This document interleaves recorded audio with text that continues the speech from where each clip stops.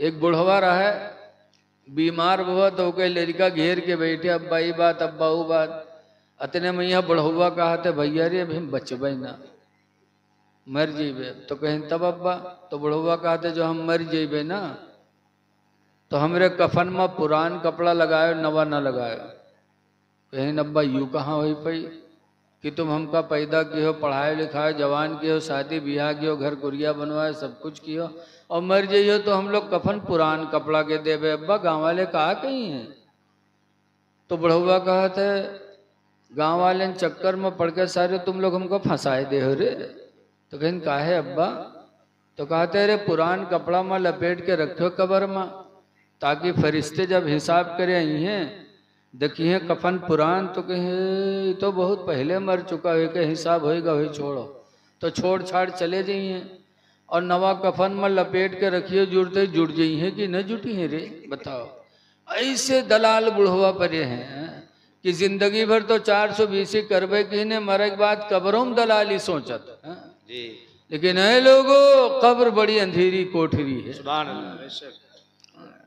आला हजरत जैसे मुजद्दिद कब्र को याद करके अपने नबी की बारगाह में दुहाई करते हैं, या रसूल अल्लाह खड़े हैं मुनकर नकीर सर पर, न कोई हामी न कोई यावर।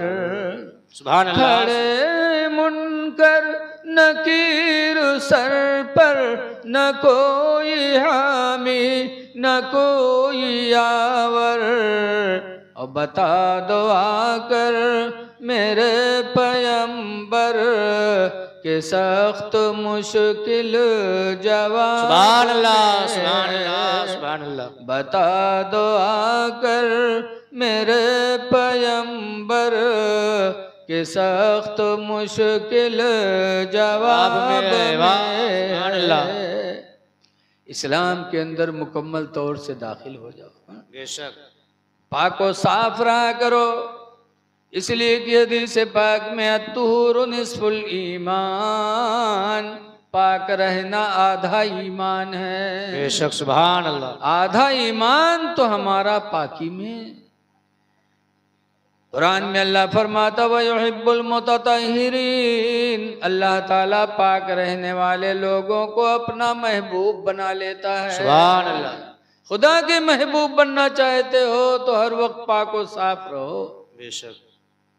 इसलिए कि इंसान की फितरत में भी पाकी दाखिल है।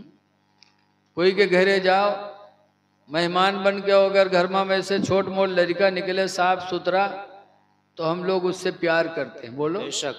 कभी गोदी में लिए हो, कभी चुम्मा ले हो, कभी गाल सो रही हो, और कहूँ ईमेल लड़का घर में ऐसे निकलिया हो जिके बुल्लू बुल्लू ना कही बात हो तो के चुम्मा ले हो कोई है? क्यों? इंसान की फितरत में अल्लाह ने सफाई दाखिल की है।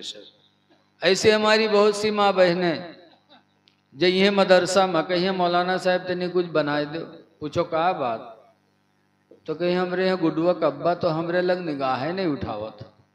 अरे बताओ जब महीनन तुम नहाई हो ना तो निगाह उठी कोई के? चुड़ैली मेर बनी रही हैं।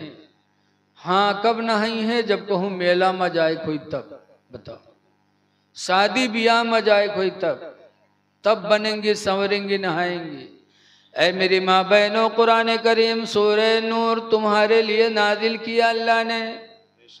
सूरह नूर के अंदर अल्लाह फरमाता है ला युब्दीना ज़ीनतहुन्ना, हरगिज़ हरगिज़ औरतें अपना बनाओ संवार जाहिर न करें, इल्ला लिबुलतिहिन्ना, मगर अपने शौहर के सामने, औ आबाई बुलतिहिन्ना, या अपने ससुर के सामने, औ आबाइहिन्ना, या अपने बाप के सामने। इन लोगों के सामने बन संवर के रहें ताकि इन लोगों के दिलों को खुशी हासिल हो। शौहर के सामने जब बीवी बन संवर के रहेगी तो शौहर का दिल खुश होगा, वो खुदा का शुक्र अदा करेगा कि अल्लाह तेरा शुक्र है कि तूने खूबसूरत बीवी अता फरमा दिया। बाप के सामने बन संवर के रहेगी तो एक बाप का दिल खुश होगा, दुआ करेगा अल्लाह तेरा शुक्र है कि तूने खूबसूरत बेटी अता फरमा दी। ससुर के सामने जब बन संवर के रहेगी तो ससुर का भी दिल खुश होकर के रब का शुक्र अदा करेगा कि अल्लाह तेरा शुक्र है कि तूने खूबसूरत बहू अता फरमाया। सुभान अल्लाह सुभान अल्लाह। मेला में बन संवर के, शादियों में बन संवर के। आज जो मियाँ बीवी में ना इत्तेफाकी होती, इसकी एक वजह ये भी है कि आजकल की हमारी माँ बहनें बन संवर के शादी ब्याह में जाई हैं तो कहीं मुस्किया दूसरे से बतियाई हैं और वहीं को हम मर्दवा देख ली बहुएं से लतियावे शुरू करत है। किसे मुस्कियात रहा है रे, जा तो हुए जा। जिंदगी वाले जान हो जाती, घर मिसले दोज़ख बन जाता। ए मेरी माँ बहनों, अगर काश तुमने कुरान के खिलाफ कदम न उठाया होता तो तुम्हारी जिंदगी में दुश्वारियां ना ही होती। तुम मेले में जा रही हो मई जून के महीना में और तवाजा पाए जाए तो अत्य लीदे लेदन का लेके सबका चलते हैं, बस में बैठे ही हैं, कोनो औकत है कोनो पोकत है, लेकिन इनके तवाजब कोनो असर पड़े वाला नहीं। अरे तुमने इस्लाम की तरफ तवज्जो नहीं दिया। अल्लाह से कुरान करीम सूरह नूर के अंदर फरमाता है वला यदरिबना बिअरजुलिहिन्ना कि हरगिज हरगिज कोई औरत अपने पैर को जमीन पर जोर से न रखे। घर के अंदर हो और घर के अंदर जब चले तो जमीन पर पैर को जोर से न मारे। लियुलिम मा युखफीन मिन ज़ीनतिहिन्ना कि कहीं ऐसा ना हो कि उसके पैर के जेवर के बजने की आवाज किसी गैर मुहरिम के कान में न पहुंच जाए, गैर महरम के कान में उसकी आवाज न पहुंच जाए। ऐ मेरी माँ बहनों, ये कुरान की आयत तुम्हारे ही लिए नाजिल हुई है कि तुम्हारे जेवर के बजने की आवाज कोई न सुन पाए। और आज अल्लाह की पनाह, जेवर की आवाज तो जेवर है, पाए जाए रत जगह में ढोल तो पूरी रात जम गई। आ जाओ आंगन में अल्लाह मोरे, सोने के थाला में जौना परोस, इतनी बड़ी जुट्टी न होती।